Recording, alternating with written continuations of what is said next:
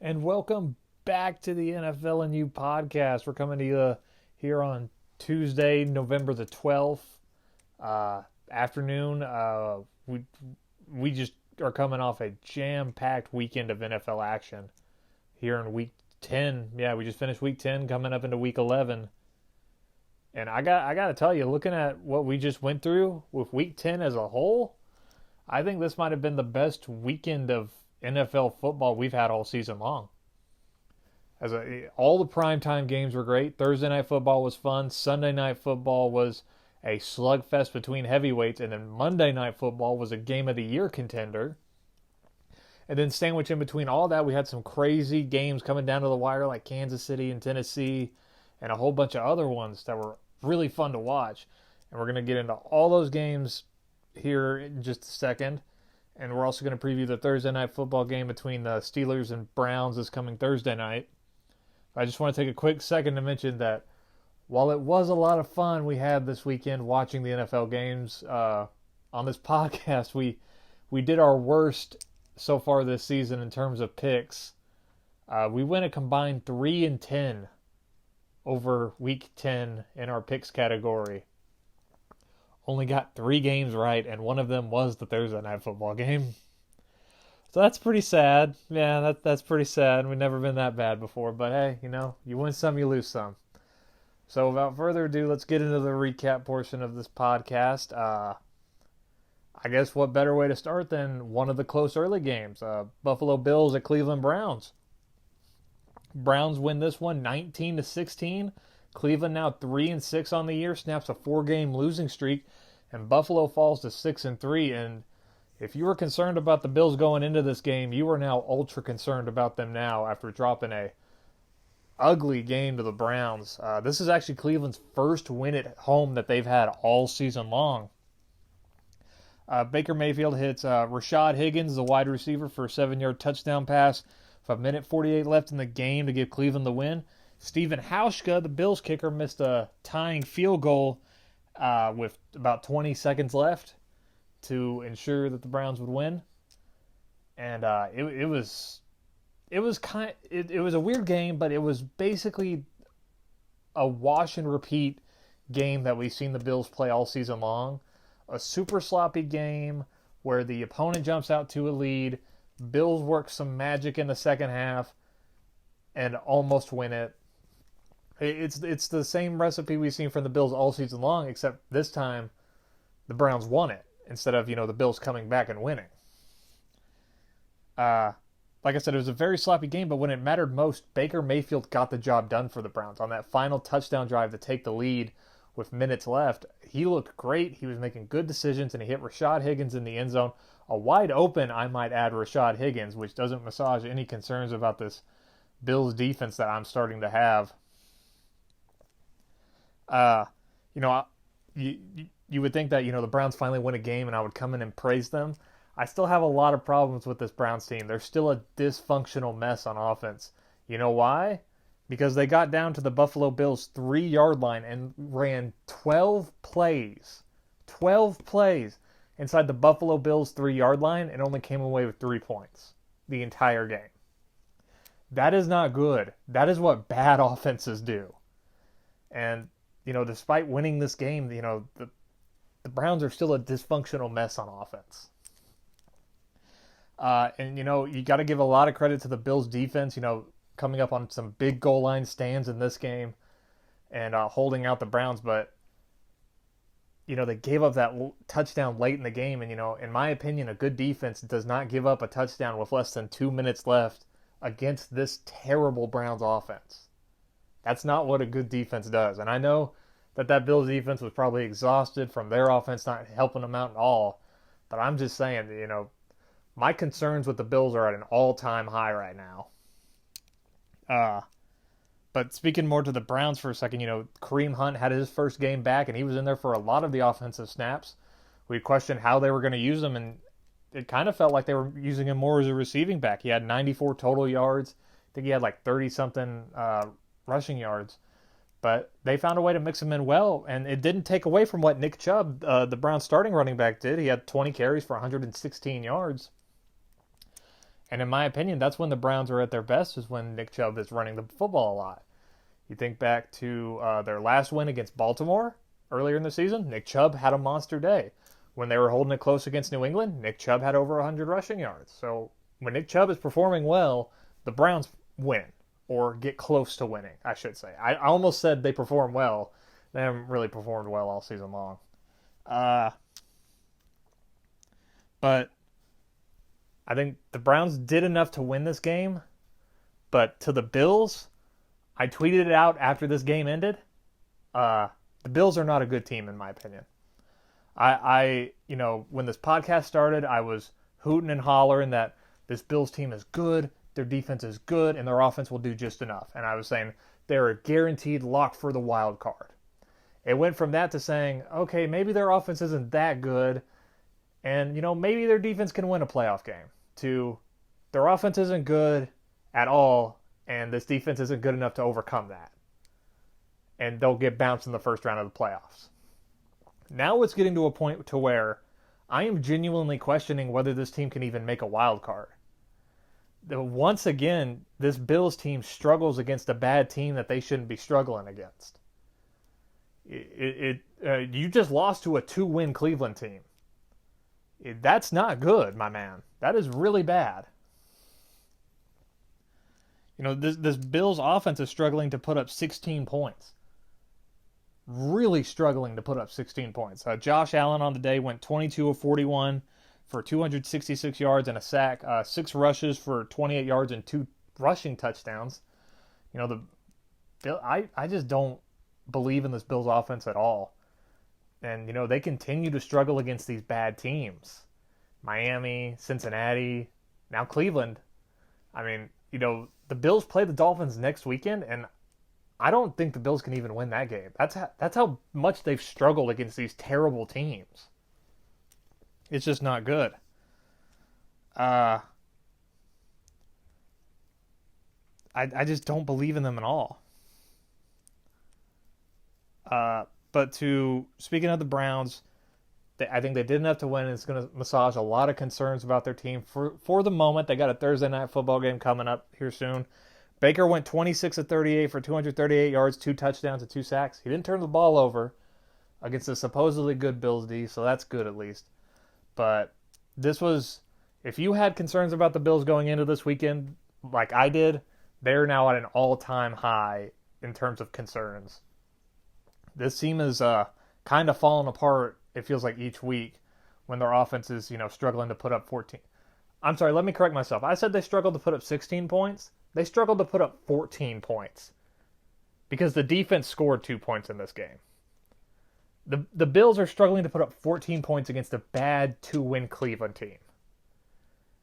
That is a terrible sign. But the Browns found a way to win this one, and we'll just see what happens with Buffalo. Once again, Cleveland wins this one 19-16. Moving on. Going to a really fun game in Tampa Bay. Arizona at Tampa Bay. Tampa Bay wins this one 30-27. Tampa Bay now 3-6 on the year, snaps a 4-game losing streak. Arizona falls to 3-6-1 and is in the middle of a 3-game losing streak of their own. Tampa Bay, coincidentally enough, also their first win at home this season. Tampa Bay running back Peyton Barber rushes for a 1-yard touchdown with 1:43 left to give Tampa Bay the lead late. And Kyler Murray and the Cardinals offense can't do anything with the ball.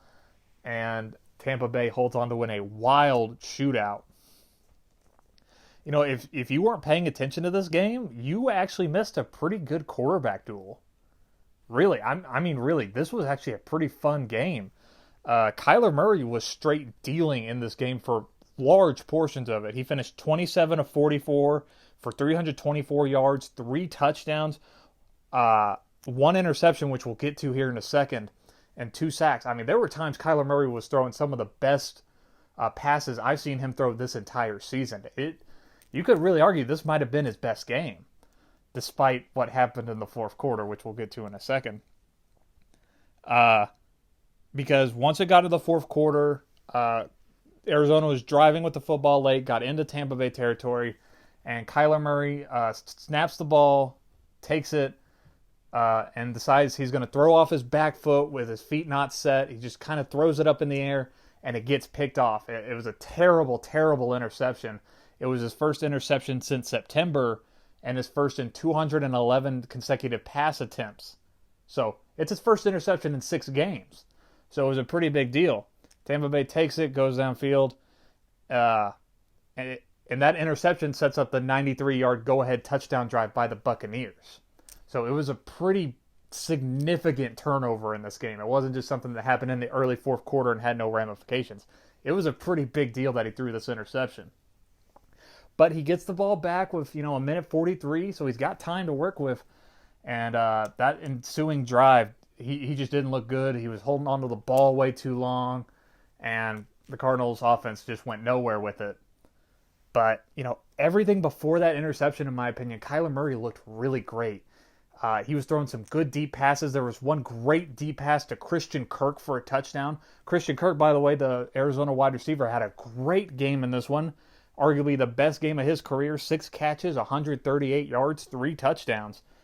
I'm telling you, this game showed what the Cardinals offense could be when it's clicking. It's flat out dangerous. But it's not always like that. I'm sitting here hooting and hollering about, Arizona's offense. Tampa Bay played pretty good too. Jameis Winston, outside of the 2 interceptions that he threw, one of them was a tipped pass that got intercepted. The other one wasn't so much. But outside of that, I think Winston played pretty well. I know it's hard to take away from 2 interceptions, but still. Jameis Winston went 30 of 48 for 358 yards, a touchdown, like I said, and 2 interceptions. Got sacked 4 times. That touchdown went to O.J. Howard, the tight end, who's been basically missing this entire season on offense. So it must have felt really great to get O.J. Howard there, who is a dynamic playmaker when he's being used, back into the offensive fold. It was a really fun game. It was weird though because, I said that the Cardinals offense played good. If you look at the time of possession in this game, it doesn't look like they played good. Because Arizona had 23 minutes and 57 seconds of time of possession. Tampa Bay had 36 minutes and 3 seconds. They outgained them in time of possession, but I think that's the kind of thing that this Cardinals offense is going to invite in with Cliff Kingsbury as their head coach and the offense they run. It's basically a college offense, so they really don't care about time of possession. If any of you can remember when Chip Kelly was the head coach of the Eagles, it was kind of the same thing with them. They would massively lose the time of possession battle, but they put up all these points, so it kind of didn't matter. And their defense would be left on the field for incredibly long times. So that's the kind of thing the Cardinals are going to invite in with this offense that they're running. But I really think that if they can get some better defensive players in and improve this defense over a couple of years, maybe it can be something interesting and fun. But I got to admit that, Jameis Winston, he threw 2 interceptions in this game, but on that 93-yard touchdown drive to go ahead, he looked great. He looked really great.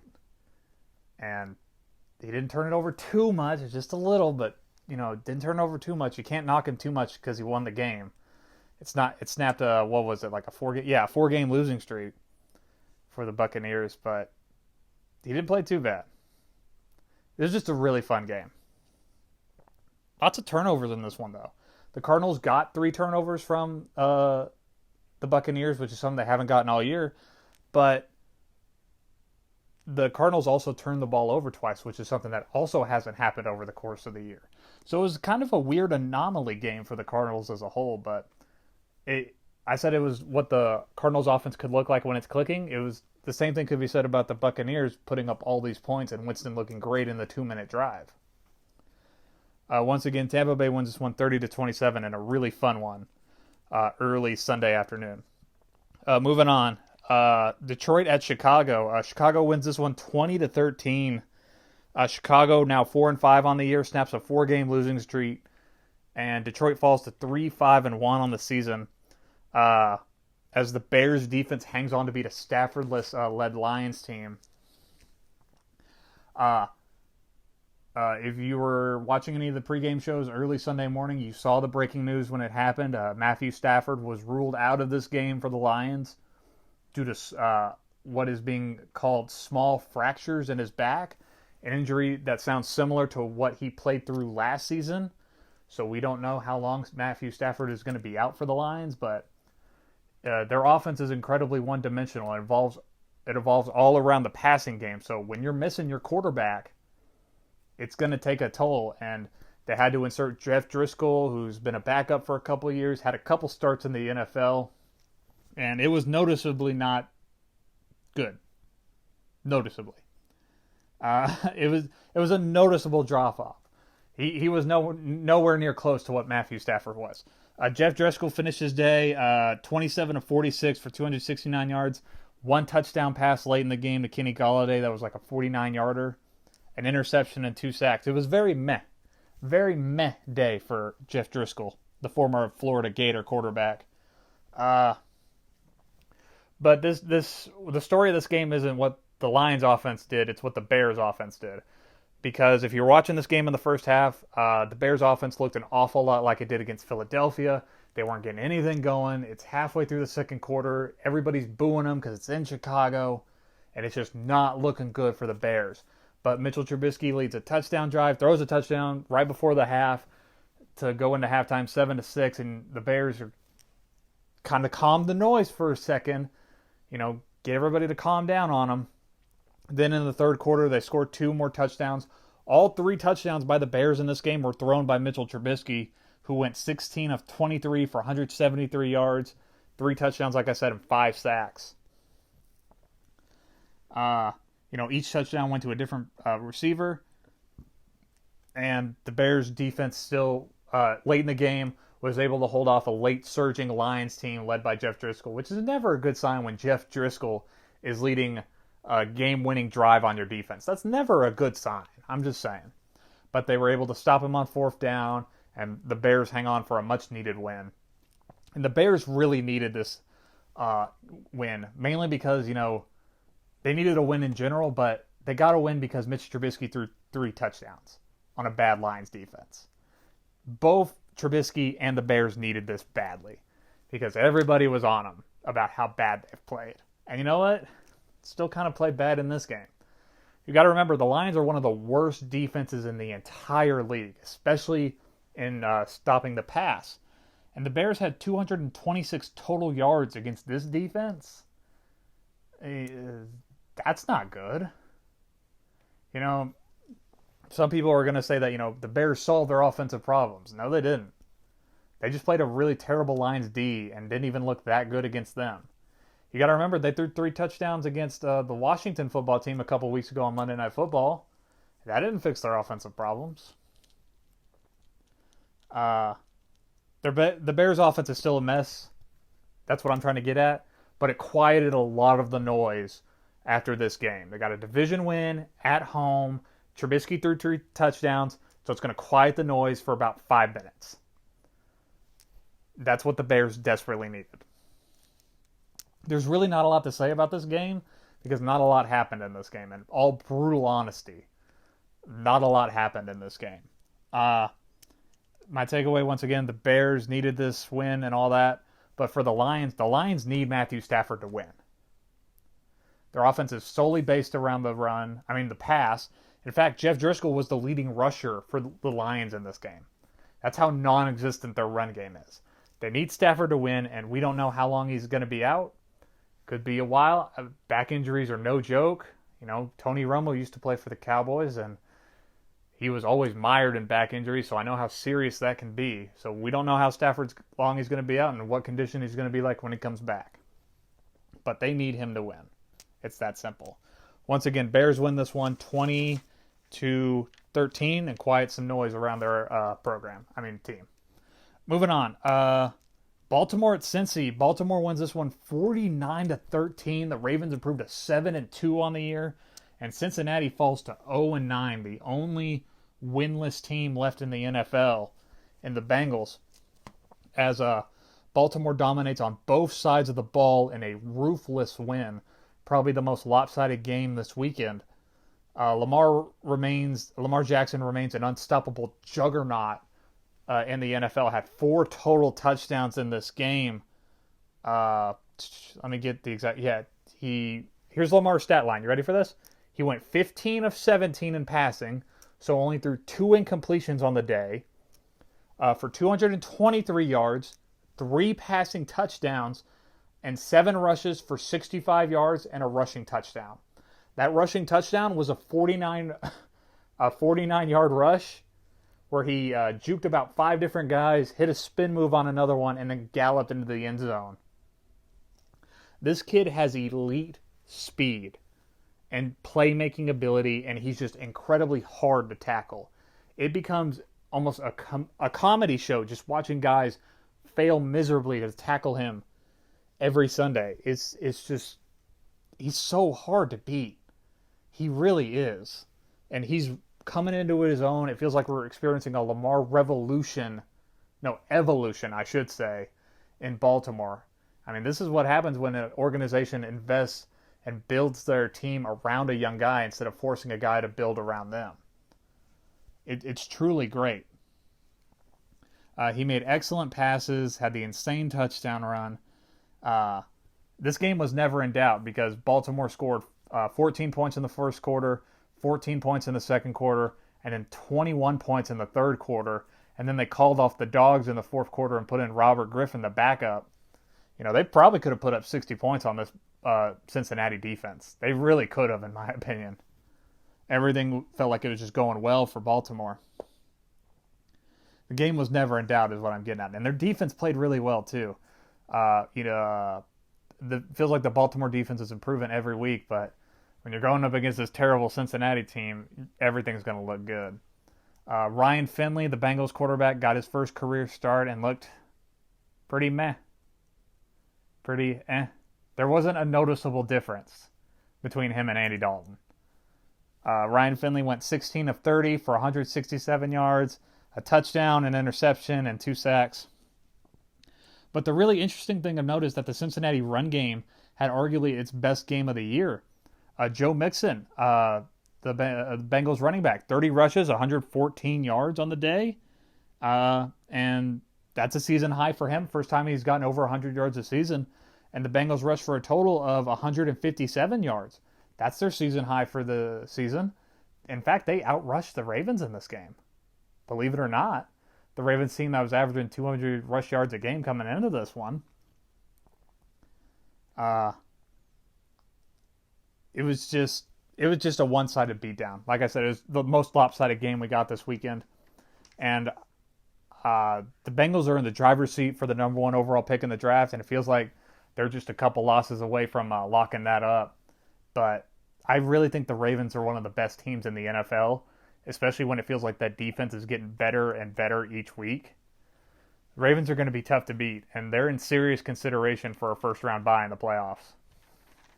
Once again, Baltimore wins this one 49-13, and we're moving on to one of the best games of the entire weekend, Kansas City at Tennessee. Tennessee wins 35-32, an absolute shootout in Tennessee.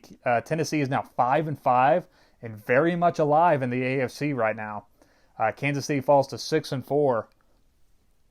Joshua Kalua blocked a tying field goal as time expired to give the Titans a much-earned and well-deserved win over a very game Tennessee team. Just before that, Ryan Tannehill came up massive in the clutch for the Titans. Hit Adam Humphries for a 23-yard touchdown with 23 seconds left, and then converts the 2-point conversion with a rushing score, and to give the Titans the go-ahead by 3 points. Patrick Mahomes, who played phenomenally in this game, coming back from the dislocated kneecap, got the Chiefs in field goal range and set up Harrison Butker well. It just got blocked by Joshua Kalua, and the Titans hang on. It was a really fun back-and-forth game where it felt like one team would score and then the other one would score. It just back and forth, and the Titans really puffed out their chest and took one of the teams that a lot of people are very high up on against a great quarterback to the wire and beat them. You know, we're not used to seeing that from the Titans. We're really not. And I don't want this to get lost in the shuffle, but Derrick Henry had arguably the best game of his entire season in this game. Derrick Henry, the Titans running back, went 23 rushes for 188 yards and 2 touchdowns. My goodness, Derrick Henry, have yourself a day, young man. Holy cow. Ryan Tannehill, the Titans quarterback, went 13-19 for 181 yards, 2 touchdowns, and 4 sacks. You know, Tannehill isn't putting up crazy numbers, but he's doing good work in Tennessee, and he's giving them chances to win. It's remarkable to see how different this Titans team is from what they were with Mariota. It's night and day difference. I mean, holy cow. And not to be outshined, but Patrick Mahomes, like I said, played phenomenally in this game. Missed 2 games with a dislocated kneecap, and you wouldn't be able to tell it because he came out with a 36 of 50 in passing for 446 yards, 3 touchdowns, and got sacked twice. That was insane. And if you were watching the game closely, you could tell that he was still kind of favoring that knee just a little bit. His trademark mobility wasn't all there at times.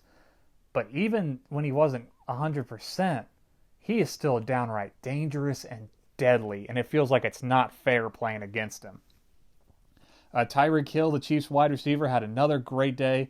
11 catches, 157 yards, and a touchdown. I had made the comment,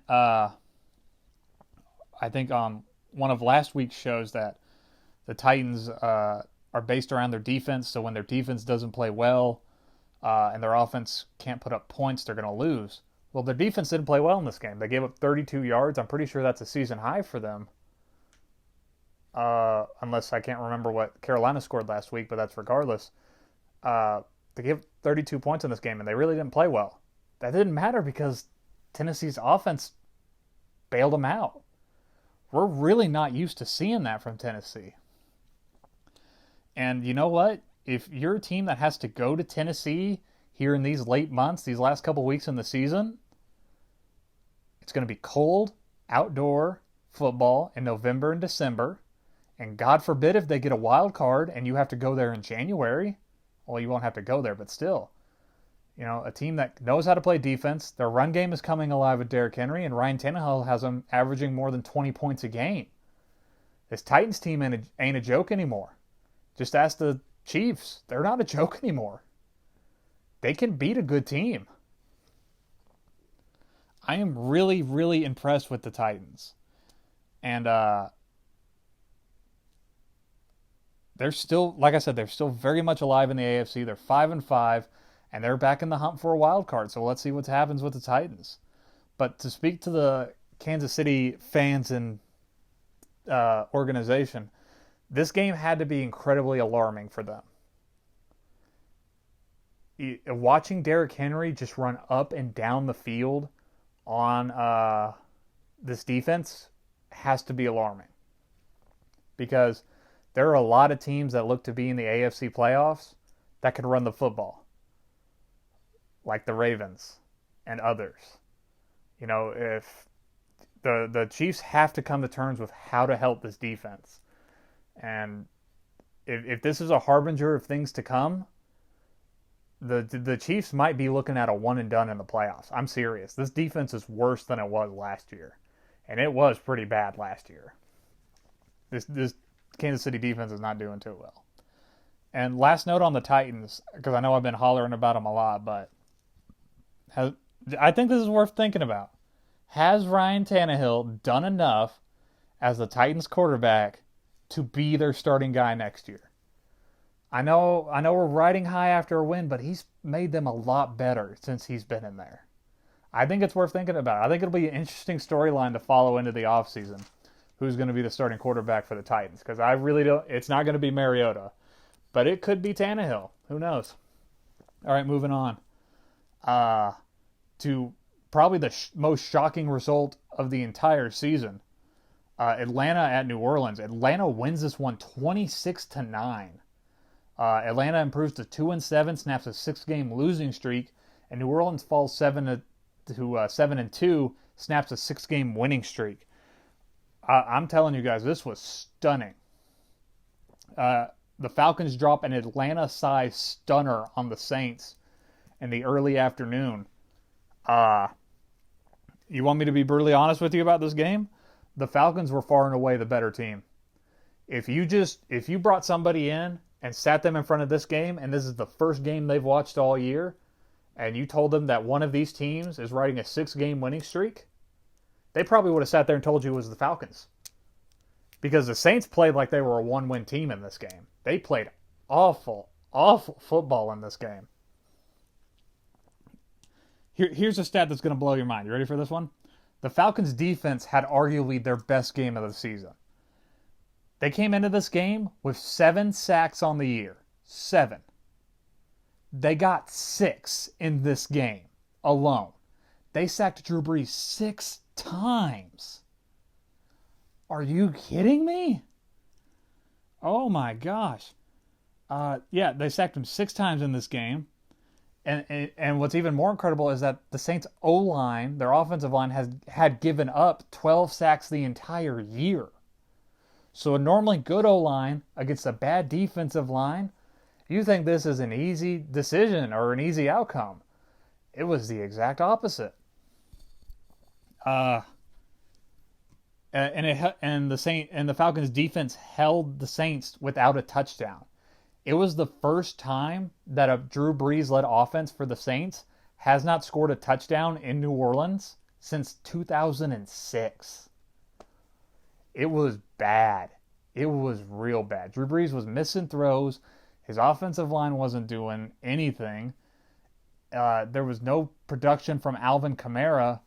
The only Saint weapon that was working was Michael Thomas, who caught 13 passes for 152 yards. Drew Brees finished the day 32 of 45 for 287 yards and 6 sacks, like I mentioned. It was just bad. I mean, real bad. And, a normally good Saints defense didn't play well either. They were getting penalized all over the place. They couldn't get off the field. Benny Hill, the Falcons running back, was running all over on him. Matt Ryan, the Falcons quarterback, went 20 of 35 for 182 yards, 2 touchdowns, an interception, and 1 sack.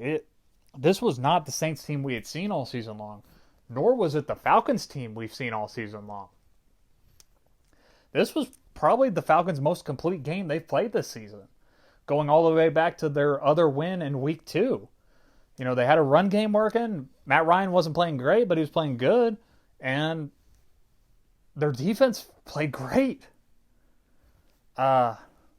This had to feel great for Dan Quinn and that Falcons coaching staff, who had made some changes in the defensive area. They were allowing some of the assistant coaches to call plays, and there was a noticeable difference. Their secondary played great. This was just a stunning game. The Falcons outscored the Saints 13-3 in the second half. It was all Falcons. It really was. This was a massive game for the Falcons. And we're just not used to the Saints playing this sloppy. They just played sloppy football. They didn't look like themselves. This could very much just be a fluke game in the grand scheme of things. We could be 3 weeks from now. We could completely forget about this weird game that the Saints dropped in at noon on Week 10 Sunday. It could just be a fluke. But these two teams do play again on Thanksgiving night, and I think that game just got a whole lot more interesting after the Falcons just one-sided dominated the Saints. I'm serious. If you go back and watch this game, the Saints, they just look awful. They're missing throws. Nothing's going right. We're not used to them being this sloppy, or their defense looking this beat up.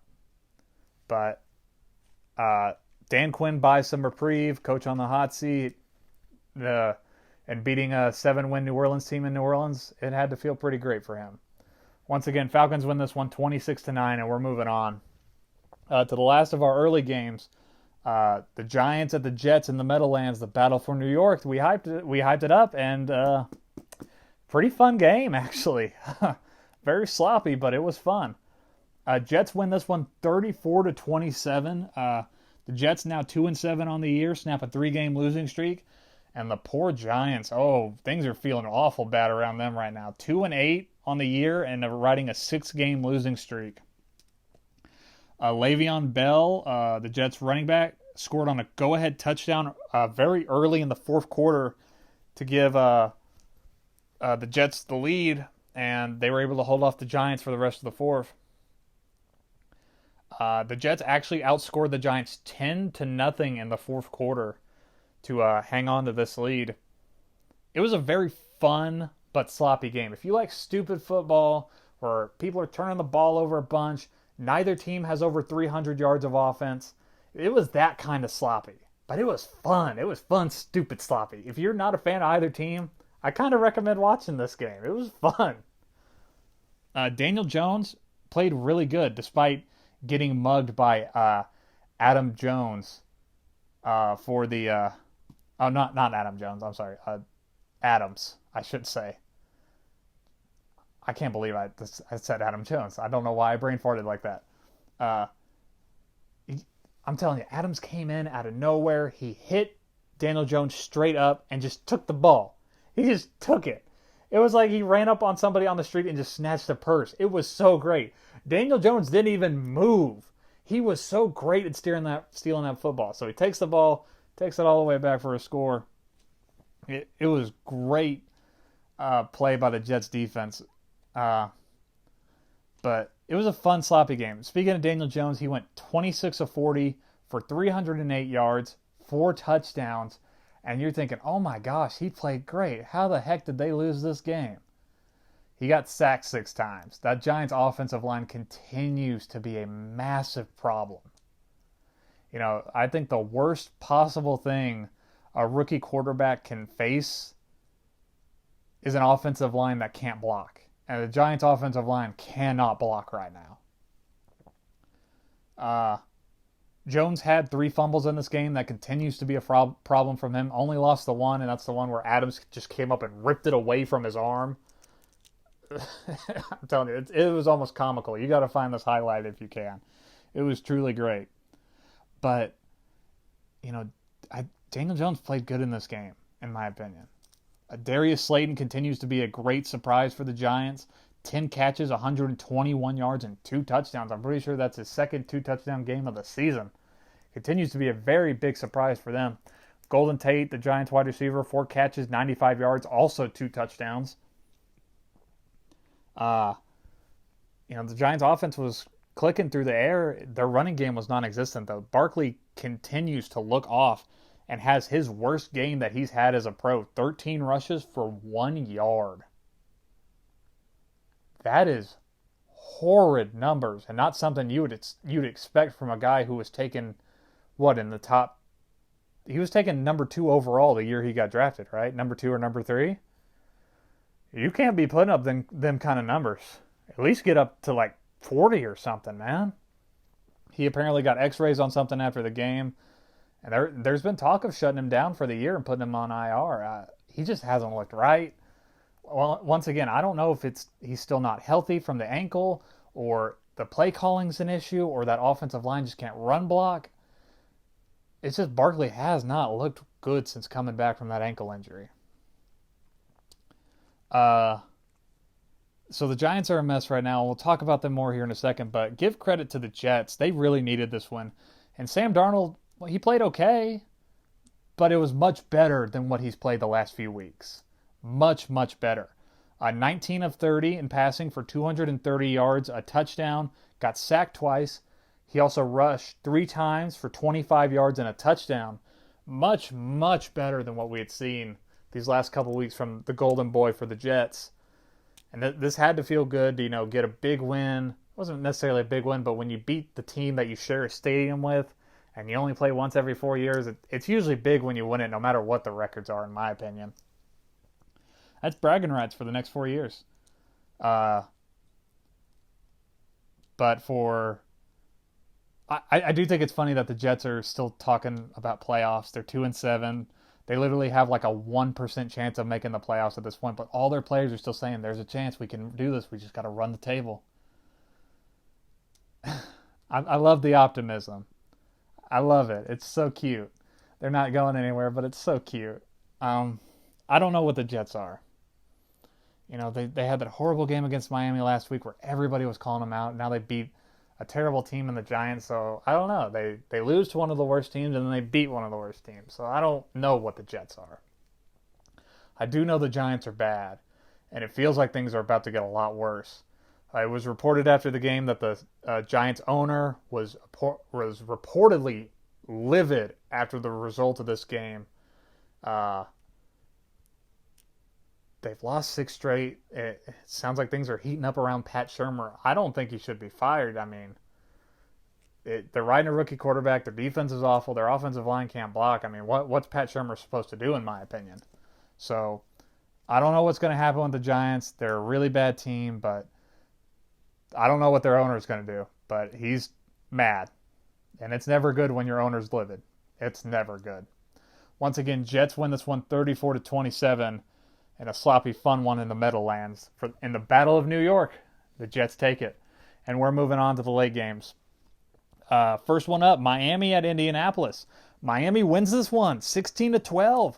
Miami now has a 2-game win streak. Look out, people. Here come the Dolphins. 2-7 on the year, and Indianapolis falls to 5-4, and they've lost 2 straight, if I'm remembering correctly. Miami, this is their first road win since September of 2018. Hey, good for you, Miami. Really turning up. All right, so I'm just going to put it out there. Indianapolis doesn't lose this game if Jacoby Brissett is healthy and starts. I'm just going to say it clearly. Brian Hoyer was flat out terrible in this game for the Colts as their quarterback. Jacoby doesn't play. Brian Hoyer comes in for relief. Brian Hoyer goes 18-39 for 204 yards, a touchdown, but 3 interceptions. And those 3 interceptions really cost the Colts because the Dolphins turned it into 13 total points in this game. And that really helped them get the win in this one. Ryan Fitzpatrick, he played okay. 21-33 for 169 yards, an interception, 3 sacks. But he rushed 4 times for 23 yards and a touchdown. That was the difference maker, that rushing touchdown. 36-year-old Ryan Fitzmagic out there running the ball. Really not a lot to say about this game either. The Colts had a chance to win it late. They had the ball close to the red zone in Dolphins territory. It was 4th and 10, and Hoyer hits Eric Ebron, the tight end, for an 8-yard pass that's well short of the sticks. It wasn't a good play call to begin with because it looked like none of the players went even close to 10 yards out. It looks like they all stopped right at around 6 to 8 yards. So not a good play call to begin with. Neither offense played good in this game overall, especially Brian Hoyer. Adam Vinatieri missed a couple kicks in this one, and it sounds like the Colts are going to work out kickers this week. It sounds like Adam Vinatieri's time in Indianapolis is coming to an end, and I don't know if he gets picked up after that. You know, he went from struggling early in the season to getting things figured out to hitting a game winner a week or 2 ago to back to struggling again. Just a very up and down year for the future Hall of Famer. Miami, like I said, there's not a lot to talk about in this game. Kind of just want to blow through it. Miami, I don't know what they're doing, man. They've won 2 straight, and I bet those players and coaches are feeling great. But I bet that front office is pulling out their hair right now. They are blowing their chance at Tua Tagovailoa. They're blowing it. Yeah, I think if the draft happened like today, I think the Dolphins pick like 5th at this point. Like the Giants would have a higher pick right now if the draft happened tomorrow. The Giants, I think the Jets would have a higher pick.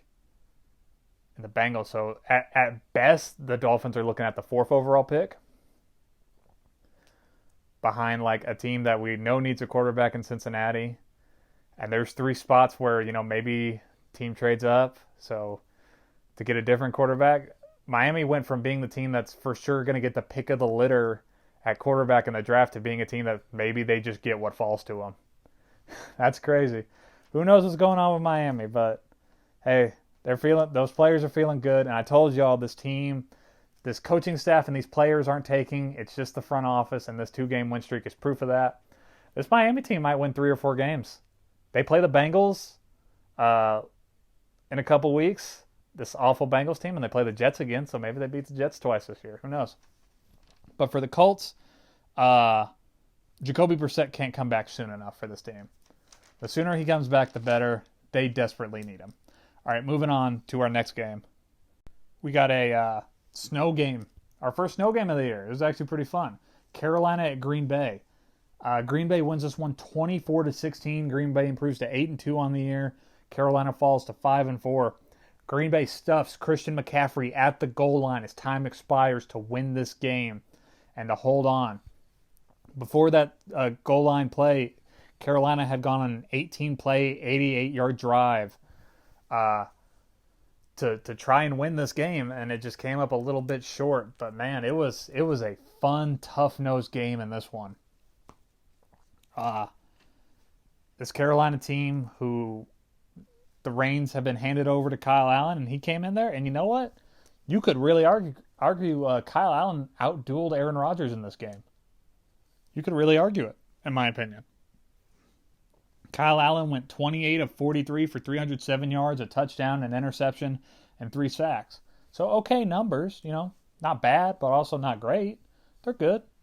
Aaron Rodgers, on the other hand, went 17 to 29, 233 yards and 2 sacks. So, you could argue Kyle Allen had the better day.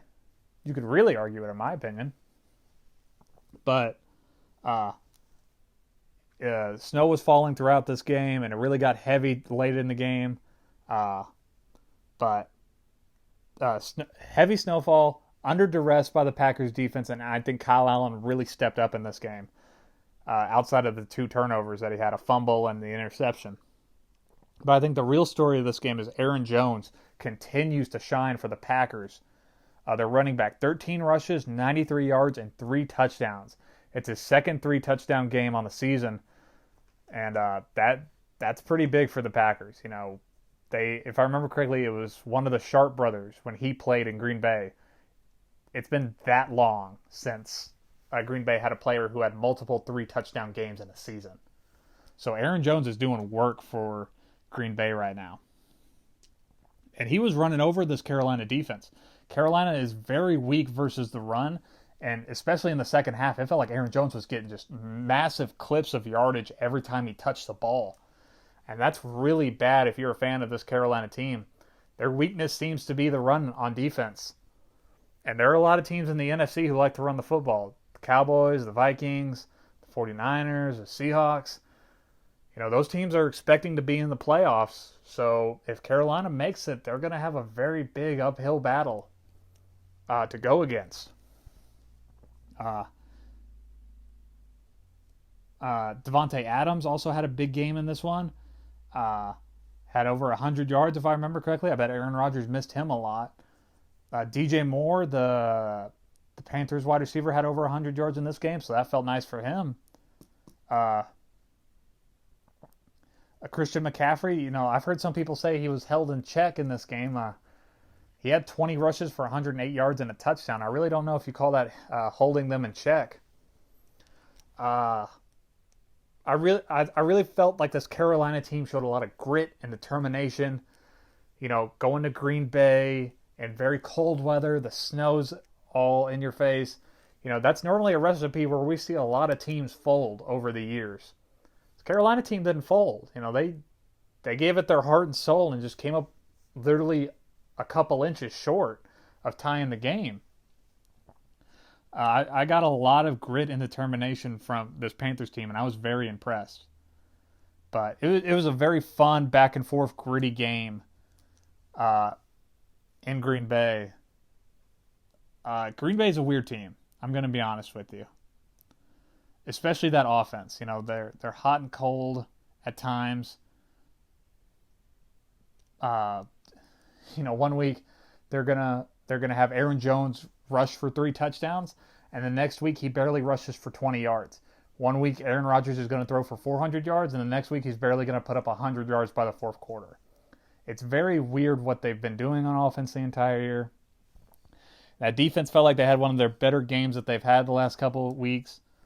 But I say that they're a weird team, but you absolutely do not want to be playing against them in Lambeau Field in January football. I think that's the last thing anybody in the NFC wants. You don't want to be playing Aaron Rodgers in the snow in Lambeau Field in like a divisional or heck, even a wild card or hell, even an NFC championship game. You want none of that. So the Packers are weird, but they're 8-2 at least. So there's that. I don't know what the Panthers are. Now, what are you guys? You're 5-4 right now, so you're a game above 500 in the NFC South. What are you? Are you an 8-win team? Are you a wild card team? I don't know. I really don't know what the Panthers are. But they showed a lot of toughness in this game, in my opinion. I wouldn't be stunned if they somehow steal a wild card. But they got to start stringing together some wins. Because Minnesota and Seattle are starting to run away with that thing. I do want to mention that Ian Rappaport, the NFL insider, reported Sunday that the most likely scenario for the Carolina Panthers this offseason will be trading Cam Newton. So it sounds like that's going to be the biggest thing this offseason is, will the Panthers trade him? And if they do, where does he go? My money is somewhere in the AFC. Maybe even a certain team in Cincinnati. I don't know why. It just feels so right. There's no way they're trading him inside the NFC, but I just wanted to at least mention that it sounds like Cam Newton will be on the move this offseason. For better or for worse for Carolina. Once again, Green Bay wins this one 24-16 in a fun, snow-filled game. And we're moving on to the Rams at Steelers. The last of our late games. Pittsburgh wins this one 17-12. Pittsburgh's now won 4 straight and are 5-4 in the AFC. The Rams are also 5-4, and they have a much darker future ahead of them. As the Steelers' defense just flat out dominates in this game. I mean, oh my goodness. That was some domination in this one. As the Rams' offense continues to struggle. The Rams' offense arguably had their worst game of the season in this one. They went a combined 1 of 16 on 3rd and 4th down and scored only 3 points on offense. I'm going to let that sink in for a second. The Rams only scored 3 points on offense. Their defense had to score 9 points in this game. Their defense scored a touchdown early in the game off of a fumble recovery for a TD, and they also scored a safety off of Mason Rudolph. You only scored 3 points, man. Let that sink in. That this Rams team scored more points on the 49ers than they did against the Steelers defense. This is the first regular season game that Sean McVay has lost as a head coach against the AFC, and it's the first game played on the East Coast that Jared Goff has lost as a starter in the NFL. The Rams offense had no solution. Their offensive line, specifically the tackles, were getting beat on what felt like almost every single play in this one. And the Rams just couldn't get anything going. Jared Goff finished 22 of 43 for 243 yards, 2 interceptions, and 4 sacks. It felt like he was getting hit a lot more than that. There was absolutely no run game from the Rams. Todd Gurley had like 70-something rush yards in this game, but he didn't even get a single... he didn't touch the ball once in the 4th quarter of a close game. I think that tells you all you need to know. That with the game on the line and a tight one close in the 4th quarter on the road, that used to be a situation where you would have seen a lot of Todd Gurley. Now, you don't even see him once. And I think that tells you all you need to know from this Rams offense. But this Steelers defense is elite, in my opinion. I think they're one of the best 3 defenses in the league with New England, San Francisco, and Pittsburgh. I think those are the 3 best. And Steelers are good. They've had 4 sacks in this game, forced 4 turnovers, and a defensive touchdown by Minkah Fitzpatrick, who I really think should be getting a lot of talk for Defensive Player of the Year. Start naming guys who have had better years than Minkah Fitzpatrick. Feels like he's making 2 to 3 plays every single week that are changing the outcome of the game.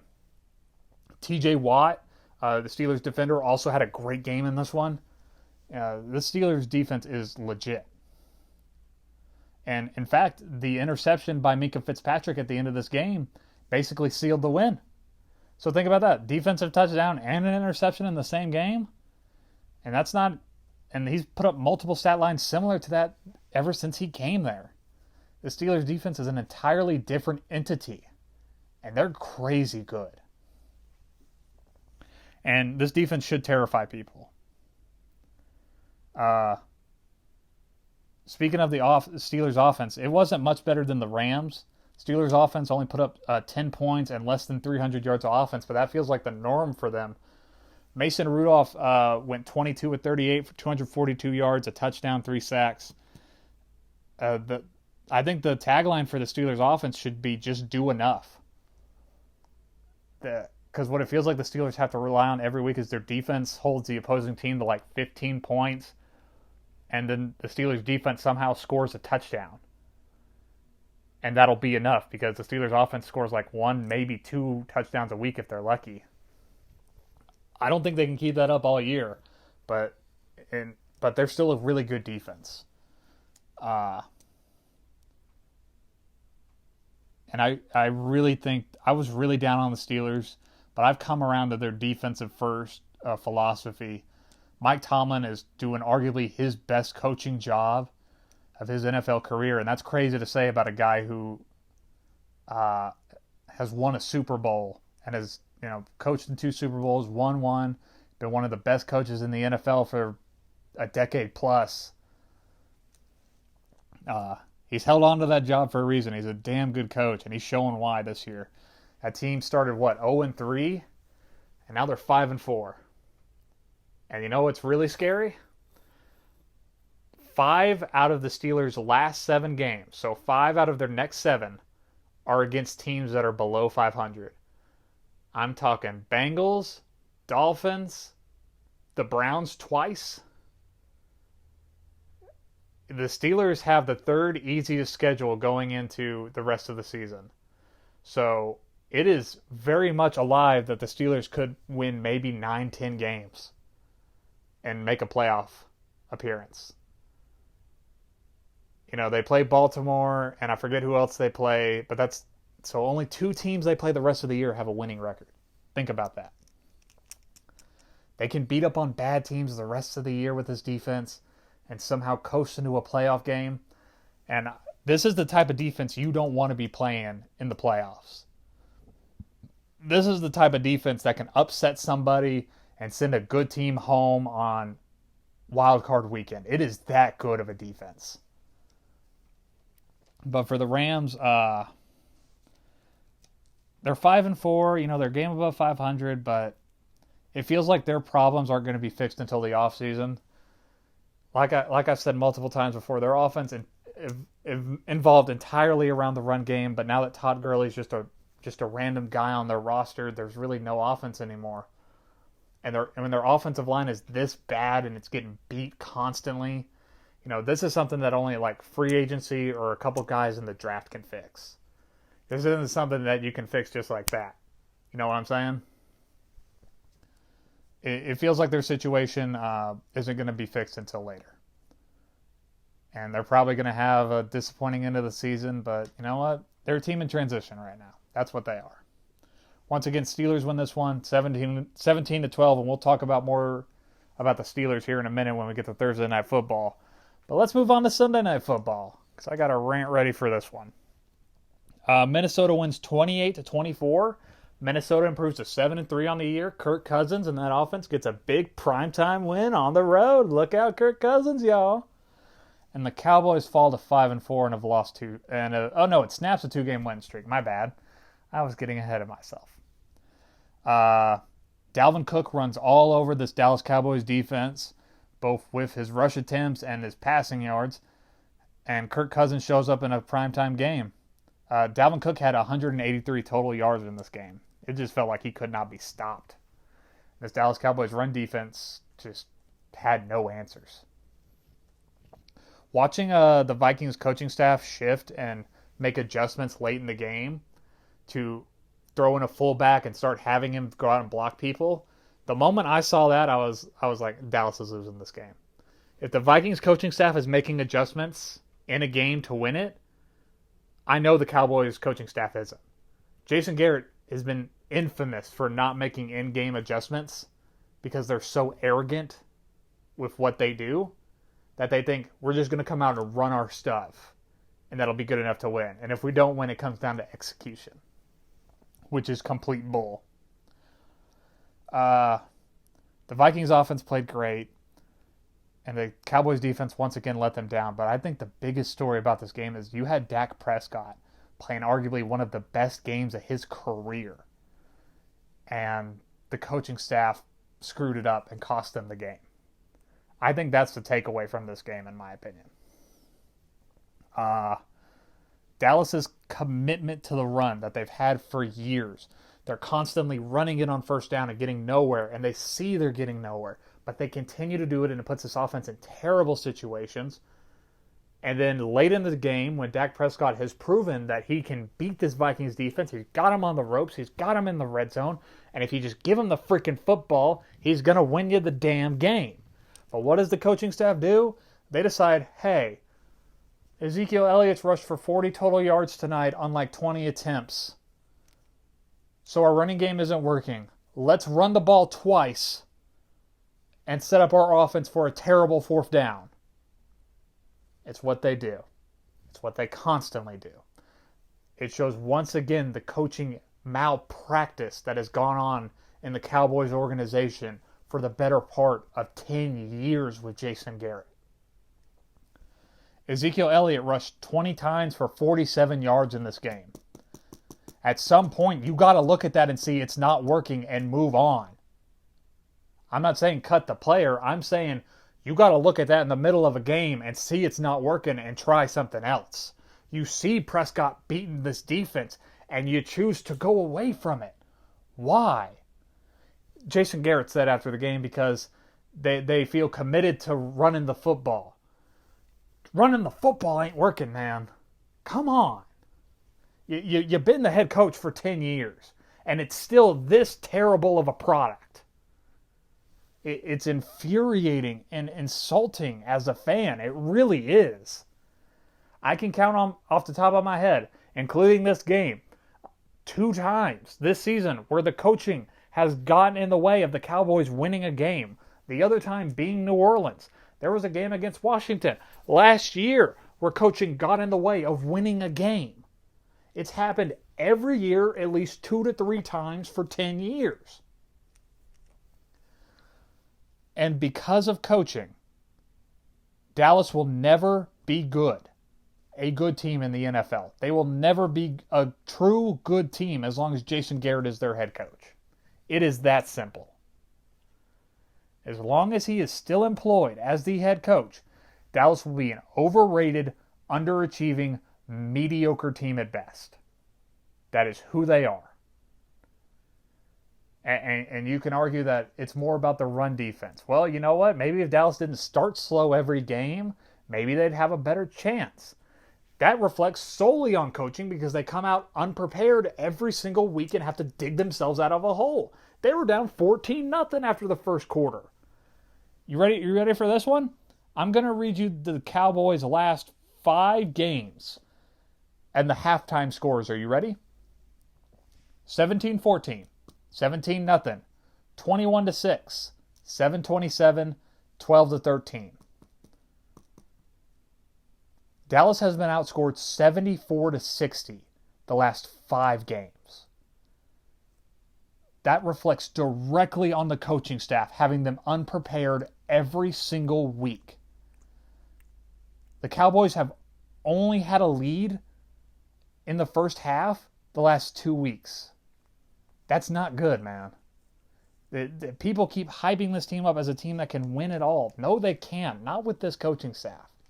They have the talent to be good. They just don't have the leadership and coaching to be good. Dak Prescott was going to win that game. He was going to. He had the Vikings defense on the ropes, and they had no answer for him that entire night. Dak Prescott went 28 of 46 for 397 yards, 3 touchdowns, and he threw an interception on the Hail Mary at the end. He played great, phenomenal football in this game. Amari Cooper was a damn magician. 11 catches, 147 yards, and a touchdown. Randall Cobb had his best game as a Cowboy. 6 catches, 106 yards, and a touchdown. All wasted because this coaching staff doesn't know what they're doing. All wasted. And it just goes to show you the Cowboys can't beat a good team. They're now 1-3 against teams above 500. And their schedule still includes teams like the Bills and New England, Philadelphia, all teams above 500. So what game is Jason Garrett going to show that he's a good enough coach? Because you listened to his press conference on Monday. He blamed everybody else. Oh, that was Kellen Moore's decision. Oh, these guys didn't execute. You listen to that press conference, he blames everybody but himself. There's no accountability. And the sooner that man is fired, the better. He's in a contract year right now, and I really think if the Cowboys make the playoffs, he gets a contract extension. If the Cowboys sign him to a contract extension, I'm done being a fan. They're signing up to be a mediocre team that's not good if they choose to re-sign him. It's as simple as that. You see he's not good. There's a good coach on the opposite sideline in Mike Zimmer who's making adjustments in game to stuff that's happening. He's helping his team win in the moment. He's not going to come out and say, we're just going to run the football no matter what. And they just have to stop us. Teams have been stopping you all year. What are you going to do about it, Jason Garrett? All credit to the Vikings. They played great. Dalvin Cook had a phenomenal game. Like I said, 26 rushes, 97 yards, a touchdown, 7 catches, 86 yards. Dalvin Cook played great. Kirk Cousins wasn't a great, phenomenal game, but he played good. He didn't shrink in the moment. 23 of 32 for 220 yards, 2 touchdowns, both of those in the first quarter to Kyle Rudolph, if I remember correctly. 1 sack. Played good. Didn't harm his team's chances to win in a primetime moment. Vikings really needed this game. I think now that narrative that Kirk Cousins can't play in primetime, it's not dead, but now people can point to this game. Hey, they went to Dallas Sunday night on the road, tough environment, won a tight game in the fourth quarter. That's something that Vikings team can really grow around and really hype up, in my opinion. This is a big win for Minnesota. Like I said, very, very big win for the Vikings. As they are looking a very prime time team in that wild card spot right now. But like I said, Dallas is 5-4 right now. Their talent is good, in my opinion. Dak Prescott's a good quarterback. Despite what's being said about Ezekiel Elliott, he's a good running back. Their offensive line is good. Their wide receivers are great. Their defense has talent. It's really been very disappointing for that defense this year. Their coaching will continue to hold them back. Dallas has one of the worst coaching situations in the entire league. I've been saying that for like 3 or 4 years. They're not a good coaching team. If you're hoping that Jason Garrett goes into halftime, makes adjustments to help his team win in the second half, you're losing that game because he ain't doing it. They'll come out and run the same thing that they ran in the first quarter. Dak Prescott needs to grow a Tony Romo bone, which means he checks out and calls audibles on most of the plays that Jason Garrett is telling him to call. Now, I know Kellen Moore is the play caller, but you can't tell me Jason Garrett isn't in that headset saying, call something safe here. You can't tell me that isn't happening. Once again, the Cowboys will never be a good team as long as Jason Garrett's their head coach. Simple as that. Once again, the Vikings win this one 28-24. All the credit in the world to the Vikings. And we're moving on to Monday Night Football. Arguably game of the year so far. Really fun one Monday night. Seattle wins this one 27-24 over San Francisco. In overtime, Seattle improves to 8-2 on the year and snaps San Francisco's 8-game winning streak. San Francisco no longer perfect. And somewhere those undefeated Dolphins are popping champagne. Really just fun game. Jason Myers, the Seattle kicker, hits a 42-yard field goal in overtime to win it. It's like 4 seconds left in overtime, so it was a long game. Very back and forth one. Both defenses played great the entire night, in my opinion. San Francisco's defense came up, forced a couple turnovers, got a lot of sacks. So did Seattle's. In fact, in the second half, the 49ers had 2 plays of 10-plus yards in this one. That should show you how good the Seattle defense played. And I called them the weak link on Friday. They really stepped up and played a good game in this one. There were 7 total turnovers in this game. 7 combined by both teams. But the key thing is, off those turnovers, Seattle got 21 points. They maximized and capitalized off of the mistakes by Jimmy Garoppolo. It was the ghost of 49ers past coming back to haunt him. Because if you remember the first couple weeks of the season, San Francisco struggled with turning the ball over too much. Remember when they played Pittsburgh and San Francisco? They turned the ball over 5 times, and the Pittsburgh Steelers almost won that game. They just couldn't capitalize on the turnovers. Well, San Francisco turned the ball over a bunch in this one. The Seahawks made them pay. They capitalized on short fields and scored points off of them.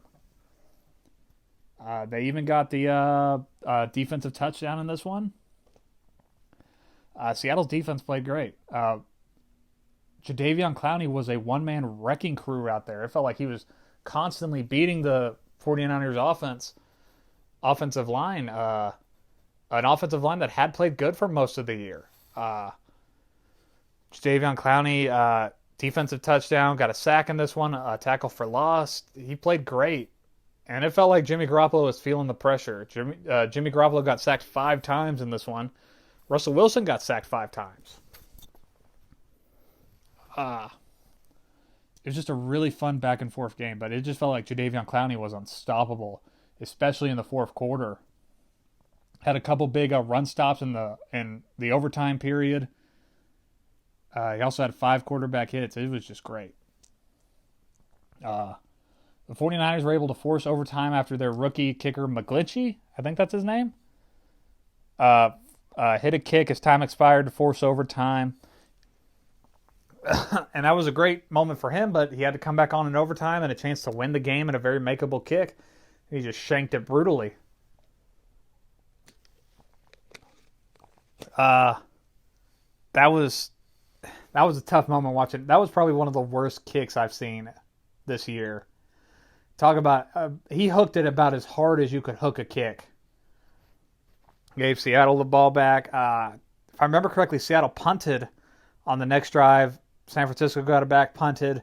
Then Seattle got it back. Russell Wilson made some crazy plays, got him in field goal range, and Jason Myers hits the go-ahead field goal. Wilson was great in overtime. Most of his plays were good except for that one interception where it felt like he just floated the ball just a bit too much. I actually am watching the replay of the game right now, and Jadeveon Clowney just had that defensive touchdown. It was Seattle's first score of the game right before halftime.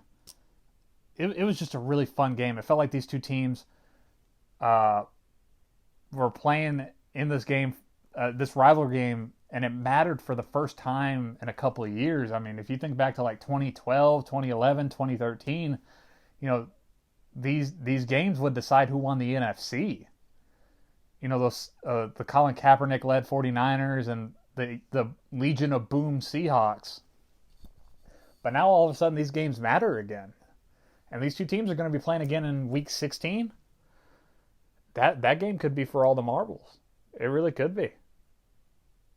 If you think about it, maybe San Francisco loses a game or two, and maybe Seattle loses another game, and maybe that game decides who wins this division. Because Seahawks are still very much alive in the NFC West after this win.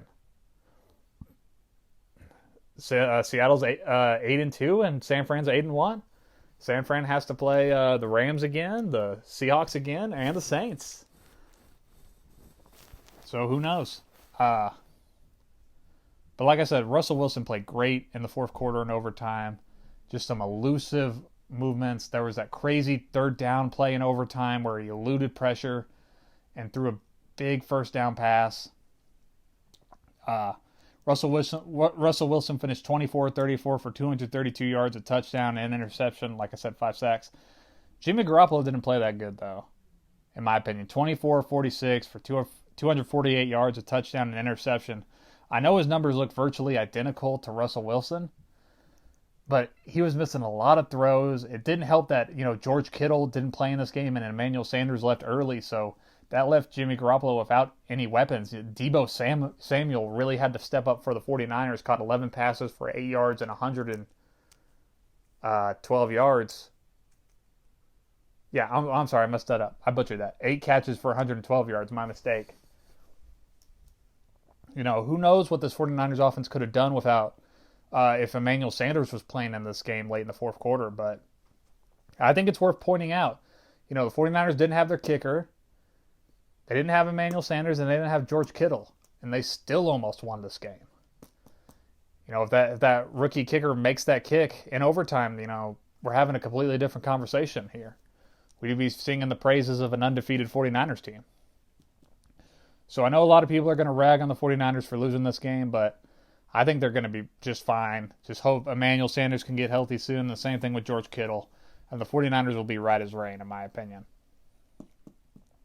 But for Russell Wilson, this was, a signature win if you're hyping up his MVP case. Goes into San Francisco on a primetime game and knocks off an undefeated 49er team. Now he and Lamar Jackson each have a win over an undefeated team in prime time. So just take whoever you want for your MVP award. I can't wait for these two teams to play again. They were hitting each other like it was like old school 2000s football. When they hit each other, it just sounds different. It just sounds aggressive and mean. And it was a fun game. Yeah, it was sloppy, and yeah, they missed a lot of plays, but it was fun and stupid and just a whole heck of a lot of fun. And so far, game of the year, in my opinion. That was fun. Once again, Seattle wins this one 27-24, and that's it for our recap portion. I know I got a little heated with Jason Garrett, but I think he deserves it. That's just my honest opinion about the Cowboys and Garrett. I know I got a little heated, but you know what? I think it's criticism that needs to be said. It's 10 years, and they're still looking this bad with coaching. Something needs to be done. Anyway, that's the recap portion. Now we're going to quickly mention the preview for Thursday Night Football. You got Pittsburgh at Cleveland. They play twice over the next couple weeks, and the first of it being on Thursday Night Football. So like I said, I hyped up the Steelers defense. I think they're legit. Well, let's look at it a bit deeper. The Steelers defense is third in sacks in the league with 33 on the year, one of 3 teams that have 30-plus sacks in the NFL. And they're second in turnovers with 26 on the season. They're behind New England, who is the league leader in getting turnovers on defense, by 1. The Patriots have 27 takeaways. So the Steelers defense is getting them in bunches. And they have for weeks. They got 4 against the Rams. How many can they get against the Browns? The Browns offense, they weren't self-imploding. They weren't causing a lot of turnovers in the game against the Bills. They might in this one. I still think the Browns are a dysfunctional mess. They've struggled with the red zone all season long, and now they're playing a really tough defense who is a division rival. You got to remember, AFC North division rivalry game. I still think the Browns are a dysfunctional mess, like I said, but we'll see what they look like on Thursday Night Football. The Browns basically need to win out, like I mentioned earlier, to end their season on a high note. They have the easiest remaining schedule, surprisingly, out of all the teams over the next 7 weeks. So maybe they win a couple games and end their season on a high note. Who knows? They basically have to win out. They could only afford to lose, 1 to 2 games to still have a shot at a winning record. But this defense is suffocating. This Steelers defense is suffocating. Their offense is okay. Like I said, the Steelers really rely on their defense scoring a touchdown a game in order to win it. But I'm just saying their defense is really good. And especially against this Browns O-line that hasn't played good for most of the season. If you sat there and watched the Rams game and you saw the Steeler defense pick apart that offensive line, especially at the tackle position, which is where the Browns have specifically struggled, then there's a storm coming Cleveland's way, if you know what I'm saying. A big, bad storm. And his name is TJ Watt. TJ Watt, my voice gave out there. I think the Steelers win this one pretty handily. I'm expecting another Browns offensive implosion. Maybe Nick Chubb rushes for 100 yards, and maybe they keep it close because the Steelers offense doesn't know how to put up points. Probably be a low-scoring game in this one, but I'm going to take the Steelers to win this one on Thursday Night Football. It doesn't look like a very appetizing game, but maybe it'll be fun. Who knows? So that's it for our recap podcast. The next time we talk will be Friday, and we will recap this Thursday night game we just previewed, and we'll also preview all of Week 11. Yeah, Week 11's coming up. So thank you for stopping by, and I'll see you Friday. Bye.